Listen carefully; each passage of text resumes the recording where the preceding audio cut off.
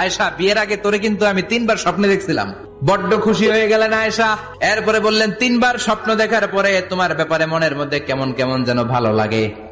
তারপরে একটা ছোট্ট কাগজের মধ্যে, জান্নাতি কাগজ, রেশমি কাপড়ের মধ্যে তোমার চেহারাটা এনে জিব্রাইল বললেন, দেখেন নবী কেমন লাগে। আমি কইলাম, ভালো লাগে।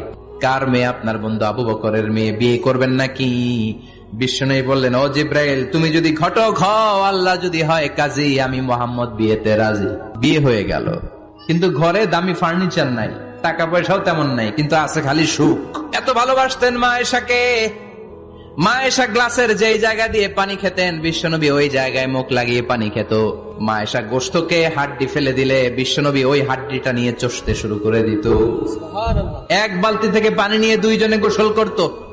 আবার বিশ্বনবীর সাথে সাথে মাঝে মাঝে বায়না ধরতো, মাঝে মাঝে রাগও করতো। বিশ্বনবী বলেন, আয়েশা, কখন তুমি রাগ করো, কখন তুমি আমারে ভালোবাসো আমি বুঝি। মা আয়েশা বললেন, কেমনে বুঝেন? বিশ্বনবী বললেন, যখন তুমি রাগ করো তখন নামাজের পরে দোয়ার মধ্যে বলো, ও ইব্রাহিম আলাইহিস সালামের আল্লাহ, আপনি আমার উপর দয়া করেন। তার মানে তুমি রাগ করে আছো, আমার নাম নাও নাই। আর যখন আমার উপর খুশি থাকো, নামাজের পরে দোয়াতে বলো, মুহাম্মদ সাল্লাল্লাহু আলাইহি ওয়াসাল্লামের আল্লাহ, আপনি আমাদের উপর রহমত করে। তার মানে খুশির সময় তুমি আমার নাম নাও, রেগে গেলে অন্য নবী দেয়া দোয়া সেরা দাও, রেগে গেলে আমার নামটা নাও না। মা আয়েশা বলে, নবী গো, আমি তো শুধু নামটাই মুখ দিয়ে নেই না, কিন্তু